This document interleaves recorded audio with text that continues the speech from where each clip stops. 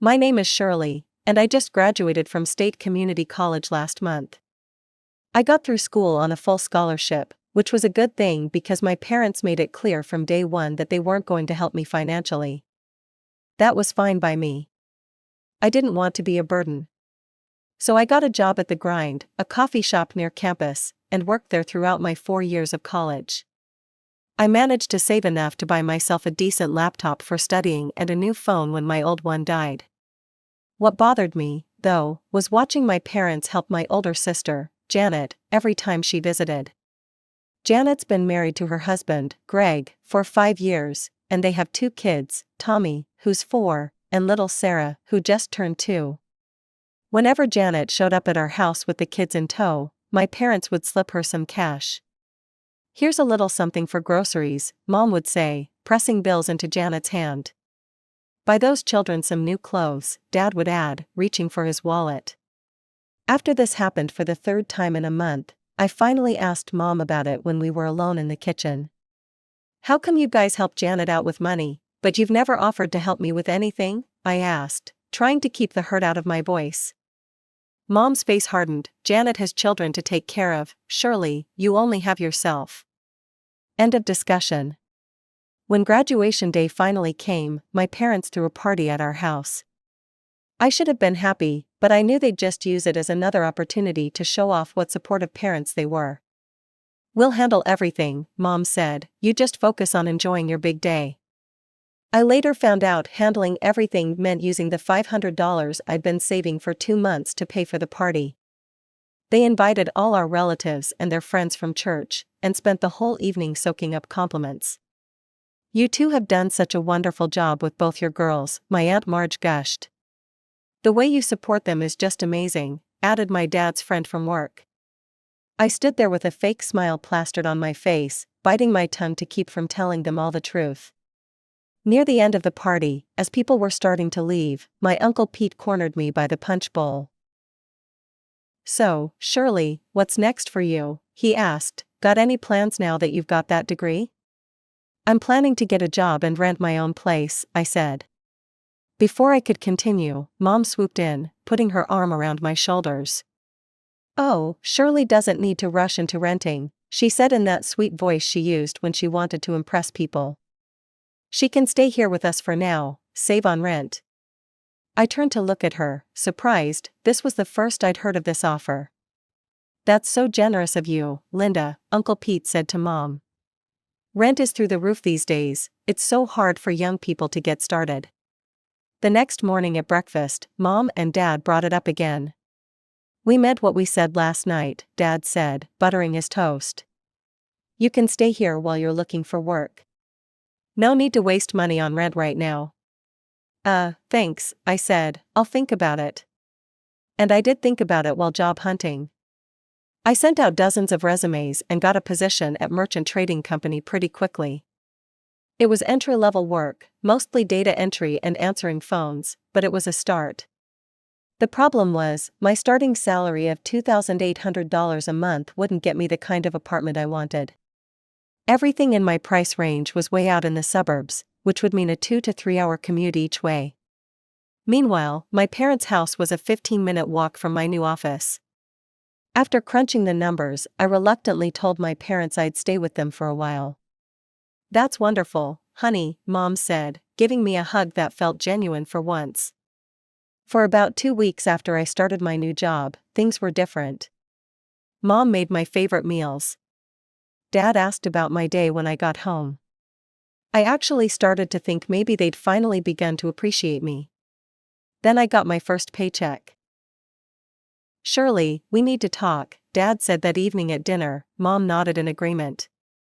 "We're happy to have you here," Mom began, "but you're a working adult now." "That's right," Dad continued, "so we expect you to contribute. $400 a month for rent, and another $200 for food." I nearly choked on my meatloaf. $600 a month? That was more than 20% of my take-home pay. "That seems kind of steep," I said carefully. "It's far less than you'd pay for your own place," Mom pointed out, "and it includes utilities." I couldn't argue with that. "Okay," I agreed, "I can manage that." And so began my new routine. I worked Monday through Friday, paid my rent on the first of each month, and tried to save whatever I could from what was left. I wasn't building my savings as quickly as I'd hoped, but at least the balance was going up instead of down. For a few months, things were stable. Not great, but manageable. Then one evening in October, I came home from work to find the living room packed with suitcases. Janet was sitting on the couch, looking annoyed. Greg was pacing back and forth.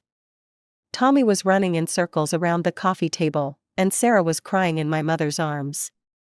"What's going on?" I asked, setting down my purse. Janet looked up at me with a scowl. "Greg got demoted," she said flatly. "We can't afford our apartment anymore, we're moving in until things get better." I forced a smile, but inside I was screaming. This was not going to end well for me. I could feel it. My predictions about Janet moving in were spot on. Within days, my life turned into a nightmare. Janet didn't work, she stayed home all day with the kids, supposedly taking care of them. But as soon as I walked through the door after work, she'd be grabbing her purse.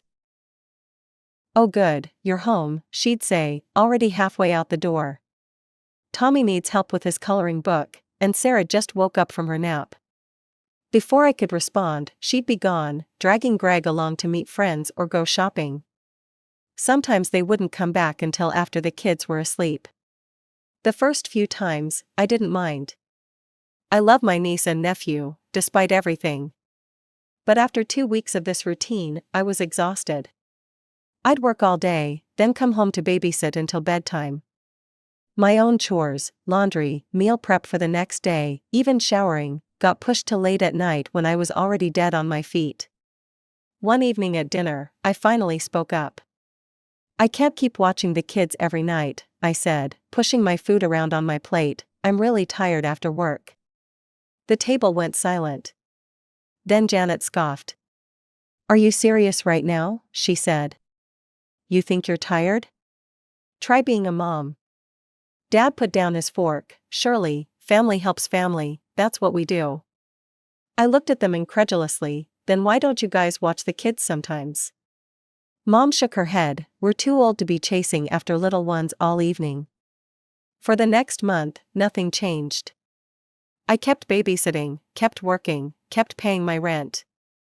My savings account, which I'd been so proud of, stayed stagnant. Then, about 2 months after Janet and her family moved in, Mom and Dad dropped another bomb at dinner. "Shirley," Dad began in his serious voice, "we need to increase your rent. Our expenses have gone up with more people in the house. We're asking for an additional $200 a month." I nearly choked. $800 a month?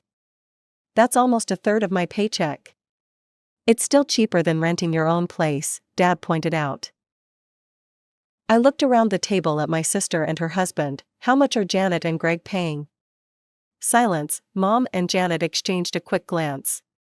"Your sister can't afford to pay rent right now," Mom finally said firmly. "She has a family to support.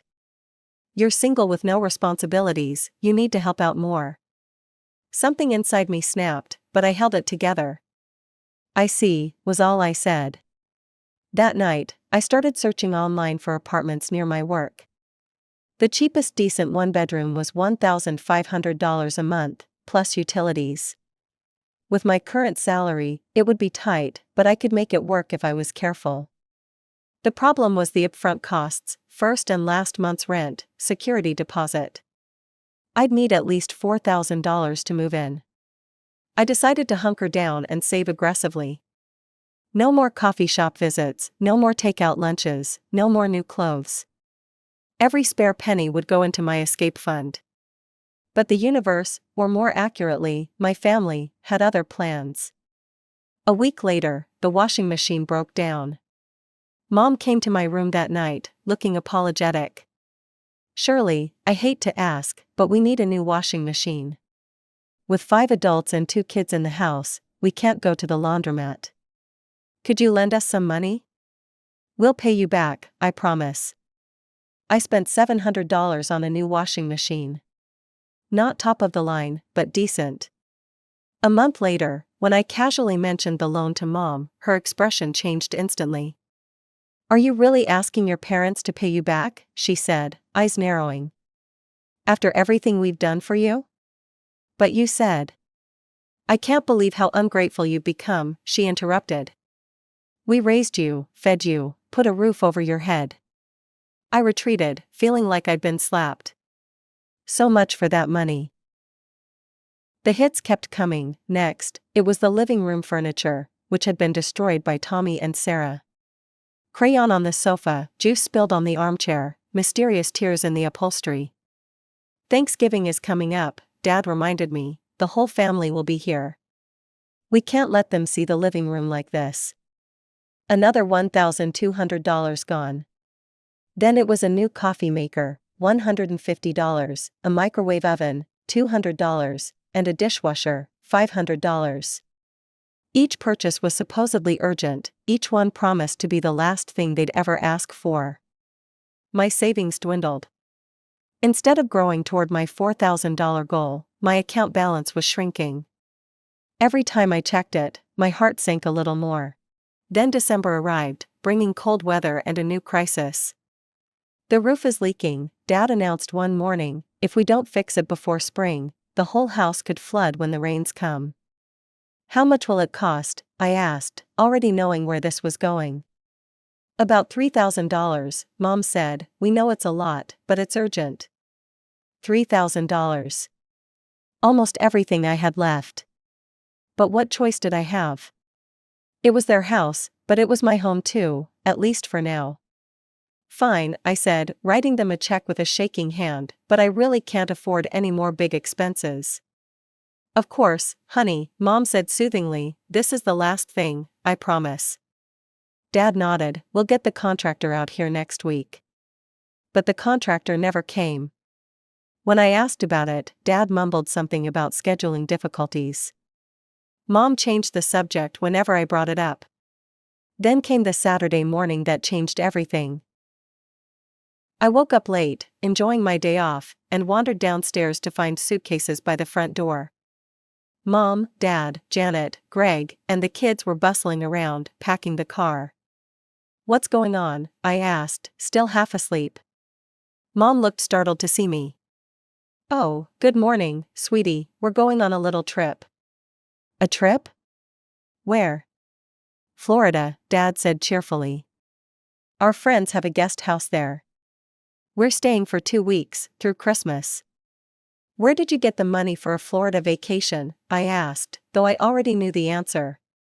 Mom at least had the decency to look guilty. "We used the roof money. We'll save up again for repairs after the holidays." My vision blurred with anger. "You mean my money? The $3,000 I gave you for an emergency roof repair?" "Now, Shirley," Dad said in his warning tone, "don't make a scene." But I was beyond caring. "I gave you that money because you said it was urgent. I've been giving you money for months while they," I pointed at Janet and Greg, who were pretending not to listen, "live here for free." "If you don't have enough money," Mom said coldly, "then you need to work harder. Maybe get a second job." "Yeah," Janet chimed in, "that's what adults do when they need more money." And just like that, they left. All of them. Leaving me alone in the big, empty house with a leaking roof and a breaking heart. After they drove away, I sat at the kitchen table for what felt like hours.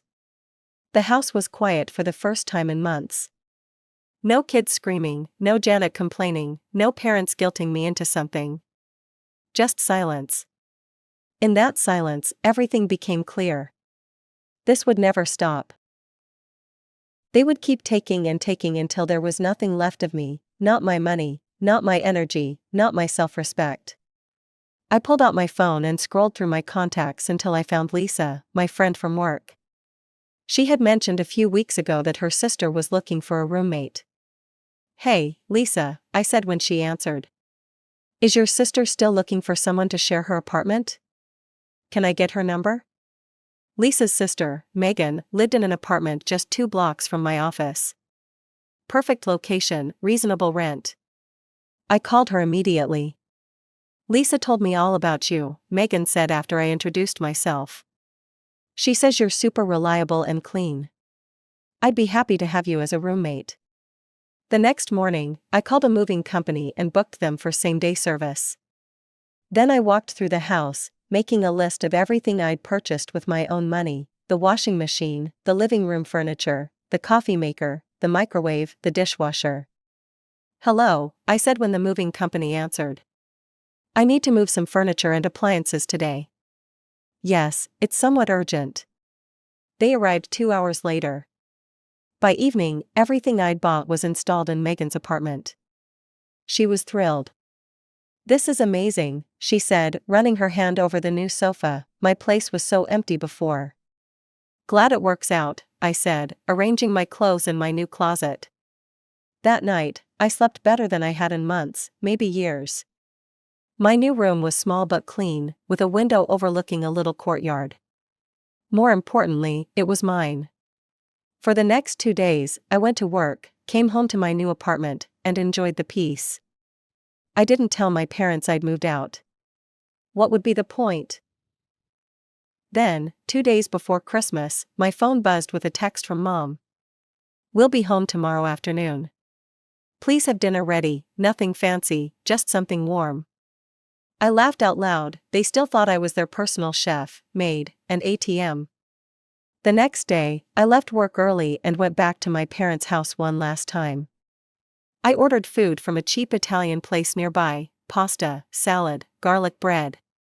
I set it all out on the dining table, which was now the only piece of furniture in the living room. I even put out plates and silverware. Then I left, locking the door behind me with the key I would never use again. The next morning, Christmas Eve, I woke up to a barrage of missed calls and angry texts.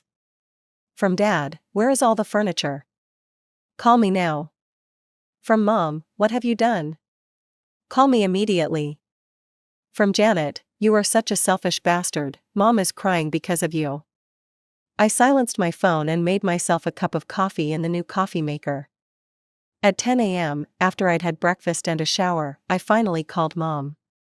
She answered on the first ring. "Shirley, what is going on? You can't just take things from our house." "I didn't take anything that wasn't mine," I said calmly. "I paid for all of it. Check your credit card statements if you don't believe me." "But where are you?" "I moved out. I found a place closer to work." There was a pause, then Mom's voice changed from angry to wheedling. "Honey, come home, let's talk about this. Christmas is tomorrow, we're family, we should be together." "Family doesn't exploit each other," I said. "Family doesn't take $3,000 for an emergency roof repair and spend it on a vacation to Florida." "We made a mistake," Mom admitted. "We'll pay you back. Just come home for Christmas." I almost wavered, almost. Then I heard Janet's voice in the background: "Tell her we need money for the roof repair now." And just like that, my resolve hardened again. "I won't be coming back," I said, "not for Christmas, not ever. And I won't be giving you any more money. But the roof is not my problem," I finished for her. "You own the house, you figure it out." "You ungrateful," Mom started, but I cut her off. "Goodbye, Mom, Merry Christmas." I hung up and blocked their numbers. All of them: Mom, Dad, Janet, even Greg. Then I turned off my phone completely and went for a long walk around my new neighborhood. The next day was Christmas. Megan had gone to her parents' house for the holiday, so I had the apartment to myself. I made a nice breakfast, watched Christmas movies, and ordered Chinese food for dinner. People might think it sounds sad, spending Christmas alone. But it wasn't. For the first time in years, I felt at peace. No one was taking advantage of me. No one was making me feel bad about myself. No one was draining my bank account or my energy. 6 months have passed since I moved out of my parents' house. 6 months of peace, of saving money, of building a life that's truly mine. Living with Megan has been great. We get along well, split the chores fairly, and respect each other's space. On weekends, we sometimes cook dinner together or binge-watch shows, but there's no obligation. No guilt trips if I want to spend the evening alone in my room. Last month, my cousin Rachel called me. I thought you might want to know, she said hesitantly. Your parents had to take out a loan to fix the roof. I wasn't surprised. How do you know? Your mom told my mom. She made it sound like they're struggling because you abandoned them. Rachel paused. I told my mom what really happened. I hope that's okay. It's more than okay, I said, thank you. Rachel also mentioned that Janet and her family were still living with my parents, but things had changed. Mom and Dad had started charging them rent and making them contribute to groceries. Work has been going well. 2 months ago, I was assigned to lead a small project team, and I knocked it out of the park. Yesterday, my boss called me into her office. Shirley, I've been impressed with your work, she said. We're creating a new assistant manager position in the department, and I want you to apply for it. Really? That would be amazing, I said, trying to contain my excitement. The salary would be $48,000 a year, she continued. That's a significant bump from what you're making now. A $10,000 raise. With that kind of money, I could get my own place sooner than I'd planned. That night, I started browsing apartment listings online.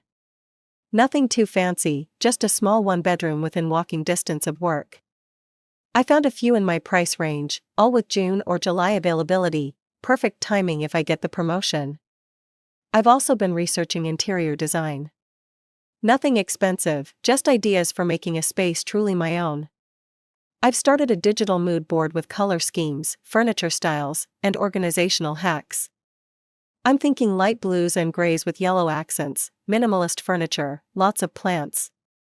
A calm, peaceful sanctuary that's all mine. Last weekend, I was shopping at Target when I saw them, Mom, Dad, and Janet, pushing a cart down the home goods aisle. I ducked behind a display, but not before Janet spotted me. We made eye contact for a brief second before she nudged Mom and pointed in my direction. Mom glanced over, then deliberately turned her cart and went the other way. Dad followed without looking back.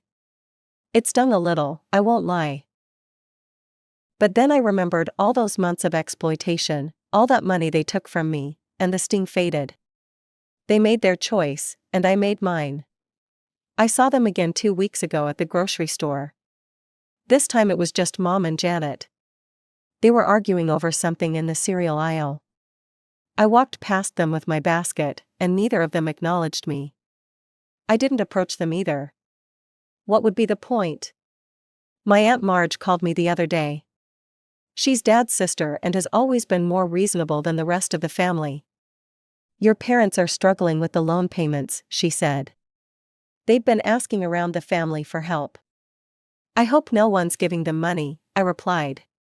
Most of us know better by now, Aunt Marge said. Your cousin told us what they did to you. I'm not surprised they're looking for their next victim, I said. Janet and Greg are still there, Aunt Marge continued. But your parents started charging them rent about 3 months ago. Janet's furious about it. Says they promised she could live there for free. Sounds familiar, I said dryly. They fight all the time now. Your mom called me crying last week because Janet called her a selfish old witch. I couldn't help but laugh, the irony. Are you ever going to talk to them again? Aunt Marge asked. I sighed, not anytime soon. Maybe someday, if they ever genuinely apologize and change their ways. But I'm not holding my breath. I don't blame you, she said. For what it's worth, I think you did the right thing. Her support meant a lot. It was good to know that not everyone in the family believed my parents' version of events. Last night, Megan and I were having dinner when she asked if I'd found any apartments I liked.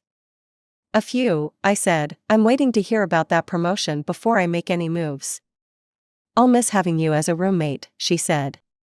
But I get why you want your own place. Thanks for understanding, I said. And for being such a great roommate these past 6 months. You really helped me when I needed it. That's what friends do, she said simply. And she's right. Real friends, real family, help each other without keeping score, without exploiting each other's vulnerabilities. This morning, I got an email from HR asking me to come in for an interview for the assistant manager position next Tuesday. I spent the afternoon preparing answers to potential questions and picking out my outfit. As I hung my blazer back in the closet, I caught sight of myself in the mirror. I looked different somehow, more confident, less weighed down. It wasn't just that I was smiling more. There was a lightness to me that hadn't been there before. 6 months ago, I was drowning, financially, emotionally, spiritually. I was being drained dry by people who were supposed to love me. Now I'm building a life on my terms. I have a shot at a better job, I'm saving for my own place, and I'm surrounded by people who respect me. Do I miss my family sometimes? The honest answer is yes. I miss the family I wish I had, the one that would have supported me the way they supported Janet, the one that would have been proud of my accomplishments, the one that would have treated me with basic respect. But I don't miss the family I actually had, the one that saw me as nothing more than a resource to be exploited. Maybe someday they'll change. Maybe someday we'll have a relationship again. But I'm not waiting around for that day to come. I'm moving forward. My life is just beginning, and for the first time, it truly feels like mine.